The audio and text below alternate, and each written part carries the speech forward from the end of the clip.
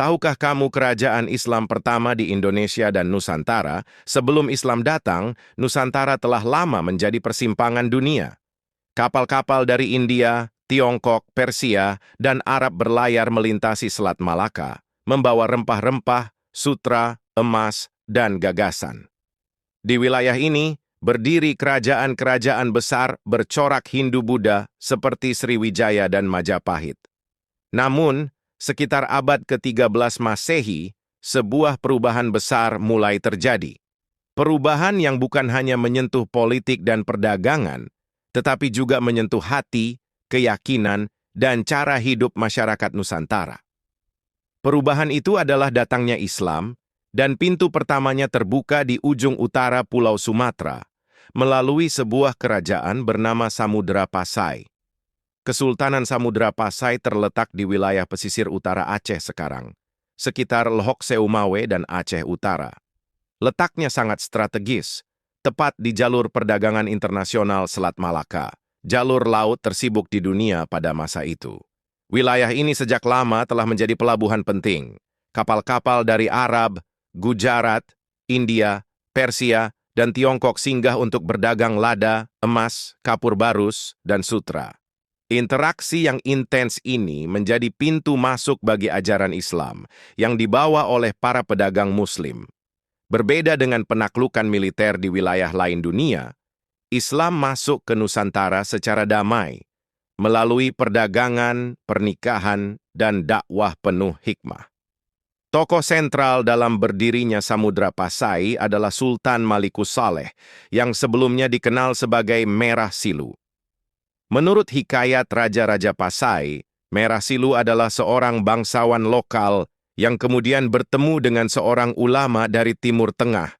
Dalam kisah tersebut diceritakan bahwa Merah Silu mengalami mimpi bertemu Rasulullah Shallallahu Alaihi Wasallam, lalu masuk Islam dan mengganti namanya menjadi Sultan Malikus Saleh, yang berarti Raja yang Saleh. Sultan Malikus Saleh memerintah sekitar tahun 1267 Masehi, dan di bawah kepemimpinannya, Samudra Pasai resmi menjadi kerajaan Islam. Inilah tonggak sejarah penting. Islam tidak lagi hanya dianut secara pribadi, tetapi menjadi dasar negara dan pemerintahan. Samudra Pasai menerapkan sistem pemerintahan Islam yang terstruktur. Sultan menjadi pemimpin tertinggi, dibantu oleh para qadhi, hakim agama, ulama, dan pejabat kerajaan. Hukum Islam, syariat, digunakan dalam peradilan hukum keluarga muamalah, perdagangan. Etika pemerintahan bahasa Arab mulai digunakan dalam administrasi keagamaan, sementara bahasa Melayu berkembang pesat sebagai bahasa dakwah dan perdagangan. Dari sinilah lahir Melayu Islam, yang kelak menjadi dasar bahasa Indonesia modern. Samudra Pasai tidak hanya kuat secara politik, tetapi juga menjadi pusat perdagangan internasional dan pusat keilmuan Islam. 1. Perdagangan kerajaan ini mencetak koin emas sendiri, dirham Pasai, dengan tulisan Arab menjadi eksportir lada terbesar. Menarik pedagang Muslim dari seluruh dunia Islam. 2. Keilmuan ulama dari Arab dan Persia datang mengajar, tafsir Al-Quran, hadis fikih mazhab Syafi'i, tasawuf. Samudra Pasai menjadi gerbang Islamisasi Asia Tenggara. Catatan tentang Samudra Pasai ditemukan dalam catatan Ibnu Battuta, musafir terkenal dari Maroko, catatan dinasti Yuan dan Ming dari Tiongkok. Ibnu Battuta yang singgah pada abad ke-14 menulis bahwa Raja Pasai adalah seorang Muslim yang taat, mencintai ulama, dan negerinya makmur. Ini menunjukkan bahwa Samudra Pasai telah diakui dunia internasional sebagai kerajaan Islam yang sah dan berpengaruh. Dari Samudra Pasai, Islam menyebar ke Aceh, Darussalam, Malaka, Jawa, Kalimantan, Sulawesi. Para ulama dan pedagang Pasai berperan besar dalam mengislamkan raja-raja lokal, mendirikan pesantren awal, menyebarkan aksara Arab Melayu, Jawi.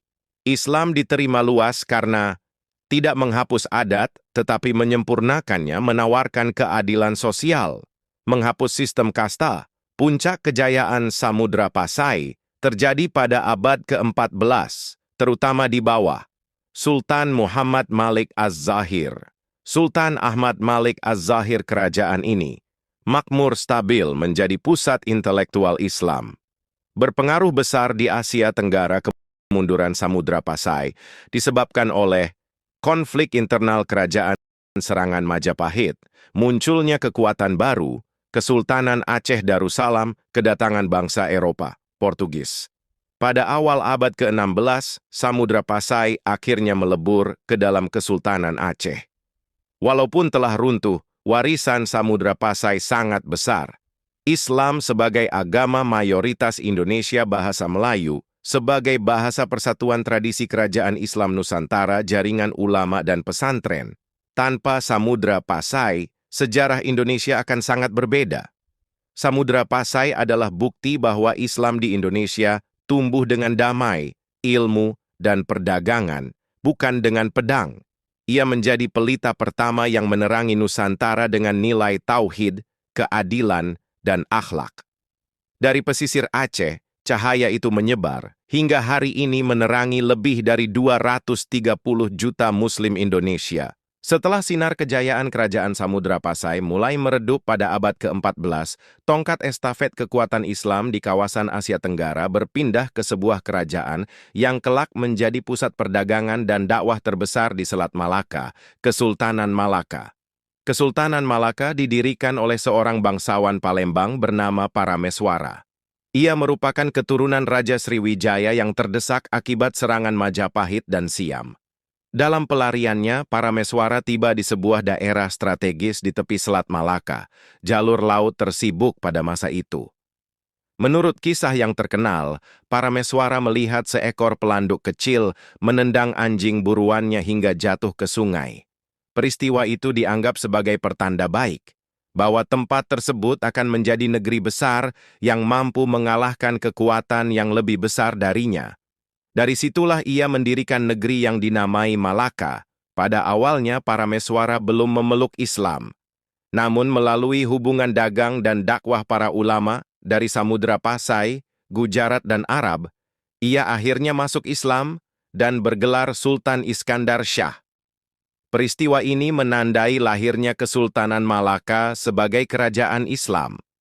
Islam kemudian dijadikan dasar pemerintahan, hukum, dan kehidupan sosial masyarakat. Para ulama memiliki kedudukan penting dan hukum Islam mulai diterapkan berdampingan dengan adat Melayu. Letak Malaka yang sangat strategis menjadikannya pelabuhan utama bagi pedagang dari Arab dan Persia, India dan Gujarat, Cina Nusantara, Jawa, Sumatera, Kalimantan. Malaka berkembang menjadi kota kosmopolitan, tempat bertemunya berbagai bangsa, bahasa, dan budaya. Keamanan laut dijaga dengan ketat, pajak dibuat adil, dan para pedagang dilindungi. Semua ini membuat Malaka disegani dan dicintai. Selain sebagai pusat perdagangan, Malaka juga menjadi pusat penyebaran Islam ke seluruh Nusantara. Dari Malaka, Islam menyebar ke Johor, Pahang, Brunei, Kalimantan, Jawa, dan Maluku. Para ulama, mubalig, dan saudagar Muslim membawa ajaran Islam dengan pendekatan damai, akhlak mulia, dan teladan kehidupan. Kesultanan Malaka mencapai puncak kejayaan pada masa Sultan Mansur Shah dan Sultan Mahmud Shah. Pada masa ini, wilayah Malaka meluas, armada lautnya kuat, hubungan diplomatik dengan Cina dan kerajaan Islam lain terjalin erat. Malaka menjadi simbol kekuatan Islam dan Melayu di Asia Tenggara. Kesultanan Malaka meninggalkan warisan besar, Islam sebagai agama utama di dunia Melayu, bahasa Melayu sebagai lingua franca, sistem pemerintahan Islam, tradisi keilmuan dan dakwah Malaka bukan hanya sebuah kerajaan, tetapi tonggak peradaban Islam Nusantara yang meneruskan cahaya Samudra Pasai dan meneranginya ke seluruh Asia Tenggara.